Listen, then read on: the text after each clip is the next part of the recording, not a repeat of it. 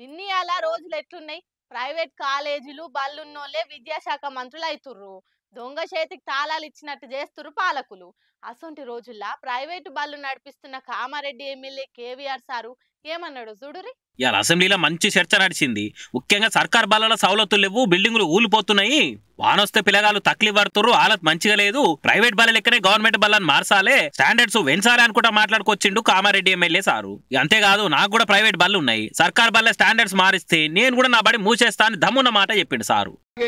ఇప్పటి వరకు స్కూళ్ళల్లో కూడా మిడ్ డే మీల్స్ కానీ, స్కూల్లో బాత్రూమ్స్ కానీ, వాటర్ కంటిన్యూస్ రన్నింగ్ వాటర్ కానీ, అలాగే అక్కడ ఉన్నటువంటి స్కూల్ ఇన్ఫ్రాస్ట్రక్చర్ కానీ, ట్యూబులు కావచ్చు, లైట్లు కావచ్చు, ఫ్యాన్లు కావచ్చు, బెంచీలు కావచ్చు, అవన్నీ కూడా ఉండాల్సిన అవసరం ఉంది.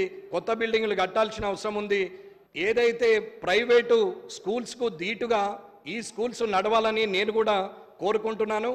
నాకు కూడా స్కూళ్ళు ఉన్నాయి, కానీ నేను కూడా అవసరం పడితే ప్రభుత్వ స్కూళ్ళన్నీ ఆ స్టాండర్డ్కి వస్తే నా స్కూల్ను కూడా ముయ్యడానికి నేను సిద్ధంగా ఉన్నా అని చెప్పి నేను తెలియజేస్తున్న ప్రభుత్వంకు. మరి సార్ అన్న దాంట్లో కూడా వాస్తవమే ఉన్నది. సర్కార్ బల్ల హాలతు ఖచ్చితంగా మార్చవలసిన అవసరం ఉన్నది. నిన్న మొన్న వారాలకు సర్కార్ బల్ల దుస్థితి ఎట్లున్నదో మన వార్తలు చూస్తూనే ఉంటుంది. సార్ అన్నట్టు సర్కార్ బల్ల సౌలతులు పెంచి టీచర్లను మంచి పెట్టాలి, బీదలు చదువుకునే బల్ల హాలత్ మార్చాలి అని అంటున్నారు సార్ మాటలు ఇన్నోళ్ళు. ఈ సార్ మాటలు చూసిన కార్పొరేట్ స్కూళ్లు కాలేజీలు నడిపిస్తున్న కొన్ని రాష్ట్రాల మంత్రులు సోయి తెచ్చుకుంటే మంచిగుండు. ఏటేట లక్షల రూపాయల ఫీజులు పెంచుకుంటూ పోయి చదువును అంగట్ల లగ్జరీ సర్కుని చేసిరు కొంతమంది విద్యావేత్తలమని చెప్పుకునే పొలిటికల్ లీడర్లు. పెట్టేది బుక్కెడు బువ్వనే అయినా సచ్చేదాకా విశ్వాసం చూపిస్తాయి. ఎంత కొట్టినా తిట్టినా కూపుకుటా మన చుట్టే తిరుగుతాయి కుక్కలు. మొదల వీటిని ఇంటికి పట్టుకొస్తే వద్దు వద్దు అనే అమ్మాయిలే మనకన్నా ఎక్కువ పాయరం చేసి ముద్దాడుతుంటారు. అసొంటి కుక్క ఒక్కపారే జీవిడ్చి మనల్ని వదిలేసి పోతుంటే ఆ బాధ అసలు చెప్పలేం.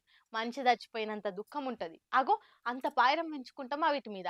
యోగి అన్న కూడా ఆయన సాదుకున్న కుక్క జీవిడిస్తే మనుషులకు చేసినట్టే సాగు చేసి సాగదోలిండు. అయ్యో ఏం గోసిది, మనుషుల లెక్కనే మన నడుమ కలిసిపోయి మనతోనే తిని మనతోనే వండుకొని చిన్నపిల్లల లెక్క ఆడుకొని ఇల్లంతా సందడి సందడి చేసే కుక్కలు ఒక్క పారే జీవిడిస్తే ఆ బాధ అసలు ఒప్పుకోలేం. అందుకే దాని గుర్తు ఎప్పటికుండేటట్టు గీ అన్న దానికి సాగు చేసి సాగదోలిండు. ఆదిలాబాద్ జిల్లా రుయ్యాడి ఊర్లే గోక రంగారెడ్డి అనే గీ అన్న 16 ఏండ్ల సంధి లియో అనే కుక్కను సాదుకుంటుండు. ఇక దానికి పానం బాలేక జీవిడ్చింది. తెల్లాలేసరికి కుక్క కానరాక ఇంటిలి పాది శోకంలో మునిగిపోయిర్రు. అదే బాధతోని దాని గుర్తులు ఎప్పటికుండేటట్టు పాడగట్టి డప్పు సప్పులతో సాగు చేసి ఇంట్లో మనిషికి చేసినట్టే ఏం తక్కువ కాకుండా అన్ని చేసి బొంద పెట్టిర్రు. కొన్నొద్దులైనాక గోరి కూడా కట్టిపిస్తాడట. అచ్చం మనిషి సాగుకొచ్చినట్టే ఎంతమంది వచ్చి శోకం పెట్టిర్రో కదా. ఇయాల రేపు మనుషులే నీయద్ తప్పి మనల్ని నడిగంగల ముంచుదామని చూస్తుంటారు. అసోంటిది కుక్కలు బుక్కెడు బువ్వ పెడితే గిట్ల సచ్చేదాకా విశ్వాసం చూపిస్తాయి. కనీసం వీటిని చూసైనా ఈ కాలంలో మారుతున్న మనుషులు జరంత నియత్ నేర్చుకోవాలి. ఏమంటారులా? ఆదిలాబాద్ పట్టణంలోని మా సొంత గృహంలో మేము ముద్దుగా పెంచుకున్న లియో శునకము రాత్రి చనిపోవడం జరిగింది. మా కుటుంబానికి దానికి 16 సంవత్సరాల అనుబంధం. మేము ఊరవతల ఇల్లు కట్టుకున్నప్పుడు ఎవరు రక్షణ లేరని చెప్పి చిన్న పిల్లని తెచ్చి ముద్దుగా 16 ఏండ్లు ఒక కుటుంబ సభ్యునిగా పెంచుకున్నాం. దానికి ఏదన్నా బీమార్ వస్తే జ్వరం వస్తే మేమందరం ఇంట్లో కూడా ఎందరో బాధపడుతుంటే దాన్ని అప్పుడే దవాఖాన తీసుకుపోయి ట్రీట్మెంట్ చేసుకొని 16 సంవత్సరాలు కాపాడుకున్నాం. ప్రేమ మాకు ఎప్పటికీ మర్చిపోం. చాలా బాధ అనిపిస్తుంది. ఇక మూగ జీవులు ముఖ్యంగా కుక్కలు చాలా విశ్వాసంతో ఉంటాయని నేను ప్రత్యక్షంగా చూసిన.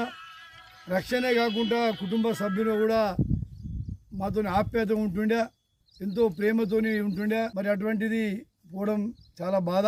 రుయ్యాడిలో మా చేనులో మా ఫామ్ హౌస్కి తెచ్చాం. మా గ్రామస్తులందరూ భజన డప్పుల వాయిదాలతో మరి దాన్ని ఇక్కడ ఫామ్ హౌస్కి వెళ్ళి ఊరేగింపుగా మా చేనుల ఇలా అంత్యక్రియలు ఒక మనిషికి చనిపోతే ఎట్లయితే సాంప్రదాయ పద్ధతి చేస్తామో అదే పద్ధతిలో మా గ్రామస్తులందరూ ముందరుండి ఈరోజు ఇక్కడ అంత్యక్రియల కార్యక్రమం చేపట్టడం జరిగింది. మరి మాకు కూడా దీని జ్ఞాపకార్థము ఇక్కడ ఎక్కడైతే మేము అక్కడ అంత్యక్రియలు చేసామో అక్కడ సమాధి కట్టి దాని ఫోటో పెట్టించి మా జీవితాంతము అది మాకు జ్ఞాపకం ఉండేట్టు మేము ఇక్కడ ఉంచుకుంటామని చెప్పి నేను ఈ సందర్భంగా తెలియజేస్తాను.